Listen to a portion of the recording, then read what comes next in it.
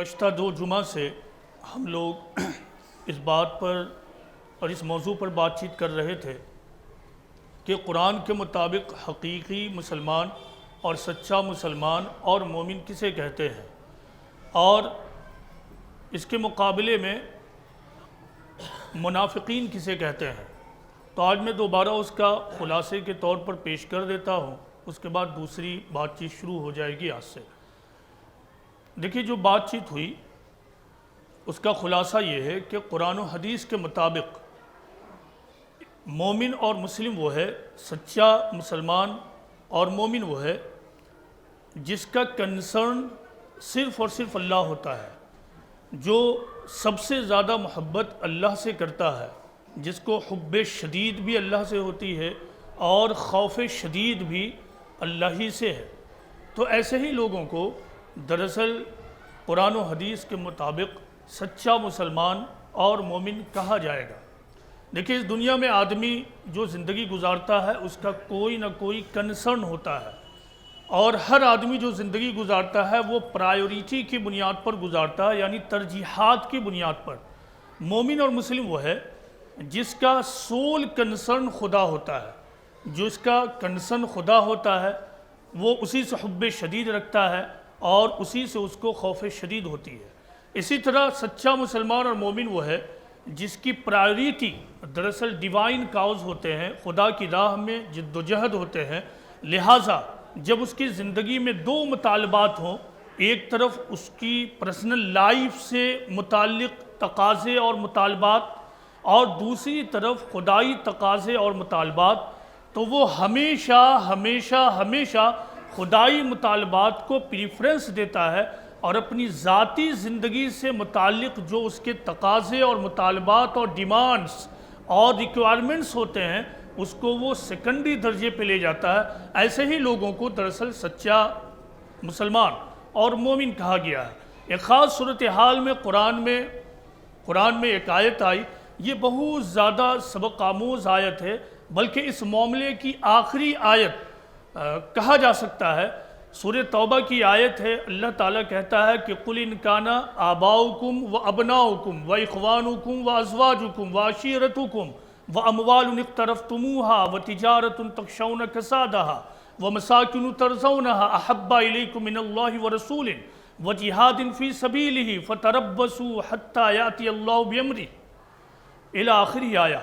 اس آیت پر غور کیجئے کہ اللہ تعالیٰ نے کس طرح سے بہت ہی ڈیلیکیٹ انداز میں اور بہت ہی اثر انگیز انداز میں، یوں کہیں کہ آخری طور سے آپ کے تمام رشتوں کو، انسان کے تمام رشتوں کو درجہ بدرجہ یہاں ایک فہرست میں لا کر کھڑا کر دیا، اور آگے ایک بہت ہی بڑی بات کہہ دی جو مومن اور مسلم کے لیے سب سے زیادہ اہم ترین بات ہے۔ اللہ تعالیٰ یہ کہتا ہے کہ کہو کہ تمہارے باپ اور تمہاری اولاد، تمہارے بھائی اور تمہاری بیویاں اور تمہارے خاندان، رشتہ دار، قبائل، اور وہ دولت جو تم نے کمائے ہیں، اور وہ تجارت جس کے ختم ہو جانے کا تمہیں خدشہ ہے، ڈر ہے، خوف ہے، اور وہ گھر جس سے تم محبت کرتے ہو۔ اگر یہ تمام چیزیں تم کو اللہ اور اس کے رسول اور اس کی راہ میں اسٹرگل کرنے سے، جد و جہد کرنے سے زیادہ محبوب ہیں، تو پھر فَتَرَبَّصُوا حَتَّى يَأْتِيَ اللَّهُ بِأَمْرِهِ، تو پھر انتظار کرو یہاں تک کہ اللہ فیصلہ کر دے، اپنا حکم صادر کر دے۔ اس آیت میں اللہ تعالیٰ نے بہت زیادہ واضح کر دیا کہ سچا مسلمان اور مومن کسے کہیں گے۔ سچا مسلمان اور مومن اسے کہیں گے جو اپنے باپ یعنی اپنے والدین، اپنی اولاد، اپنے بھائی، اپنی بیویاں، اپنی دولت۔ اب غور کیجئے کہ ایک دولت تو وہ ہوتی ہے جو آدمی کو وراثت میں مل جائے، ایک دولت وہ ہے جو آدمی بہت زیادہ اسٹرگل کر کے ارن کرتا ہے۔ تو دونوں دولت میں نفسیاتی طور سے ایک فرق ہو جاتا ہے۔ جو دولت آدمی محنت سے کماتا ہے اس سے آدمی کو بہت زیادہ اٹیچمنٹ ہوتی ہے، لگاؤ ہوتا ہے، محبت ہوتی ہے۔ اسی طرح کوئی بزنس اور تجارت ایک آدمی شروع کرتا ہے، تو جو تجارت اس نے خود سے شروع کیا ہو اور جس کے پیچھے وہ بہت زیادہ دوڑ دھوپ کر رہا ہوتا ہے، تو اس کے معاملے میں وہ بہت ہی زیادہ حساس ہوتا ہے کہ کہیں وہ تجارت میری ڈوب نہ جائے، دیوالیہ کا شکار نہ ہو جائے، میرا بینکرپسی نہ ہو جائے۔ تو یہاں جو بات کہی گئی کہ وہ دولت جو تم نے کمائی ہے اور وہ تجارت جس کے ختم ہو جانے کا تمہیں خدشہ ہے، اور پھر وہ مکان جو آدمی کا ایک ڈریم ہاؤس ہوتا ہے، جو برسوں کی کمائی اور محنت کے بعد آدمی بلڈ کرتا ہے، تو اللہ تعالیٰ کہتا ہے کہ اگر یہ تمام چیزیں تم کو اللہ سے، اس کے رسول سے اور اس کی راہ میں اسٹرگل کرنے سے زیادہ محبوب ہیں، تو پھر انتظار کرو یہاں تک کہ اللہ اپنا فیصلہ سنا دے، آخری حکم صادر کر دے۔ تو مومن وہ ہے جو ان تمام چیزوں سے زیادہ اللہ سے محبت کرتا ہے، رسول کے حکموں کی پابندی کرتا ہے، اور اللہ کی راہ میں جدوجہد کرنے اور اسٹرگل کرنے کو سب سے زیادہ محبوب جانتا ہے۔ دراصل ایسے ہی لوگوں کو قرآن میں مومنین اور سچا مسلمان کہا گیا۔ اس کے مقابلے میں وہ لوگ ہیں جنہیں منافقین کہا گیا۔ منافق کی جمع منافقین۔ منافق کون لوگ ہیں؟ تو منافق قرآن کی زبان میں، قرآن کے الفاظ میں وہ لوگ ہیں جو اپنی زبان سے تو کہیں گے کہ اشہد ان لا الہ الا اللہ و اشہد ان محمدً عبدہ و رسولہ، یعنی وہ اپنی زبان سے اللہ کا، رسالت کا، آخرت کا، ایمان کا اقرار کریں گے، لیکن یہ جو ایمان ہے یا ایمانیات ان کی پرسنالٹی کا حصہ نہیں ہوگا۔ ان کا ایمان ایک طرف اور ان کی ڈیلی لائف دوسری طرف ہوگی۔ ان کی ڈے ٹو ڈے لائف میں ایمانیات اور خدائی احکام کا کوئی بھی رول نہیں ہوگا۔ وہ اپنی زبان سے تو کہیں گے کہ ہم ایک اللہ کو مانتے ہیں، ہم آخرت کے دن پر یقین رکھتے ہیں، لیکن ان کی پرسنل لائف میں اس کا کوئی بھی رول نہیں ہوگا۔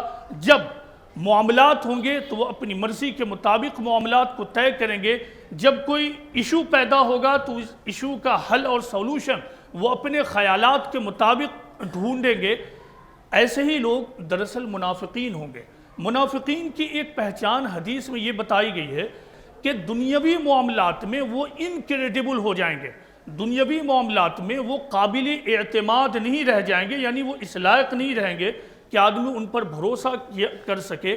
ایسے لوگوں کا معاملہ یہ ہوگا کہ جب کوئی دنیاوی معاملہ ہوگا، مثلا لین دین کا معاملہ یا پھر امانت کا معاملہ یا پھر اسی طرح کسی ذمہ داری کو ان کے حوالے کرنے کا معاملہ، تو ایسی تمام چیزوں میں جو دنیاوی امپورٹنس رکھنے والی چیزیں ہیں، اس معاملے میں وہ ہمیشہ خیانت کریں گے اور اس معاملے پہ ان پر اعتماد نہیں کیا جا سکے گا۔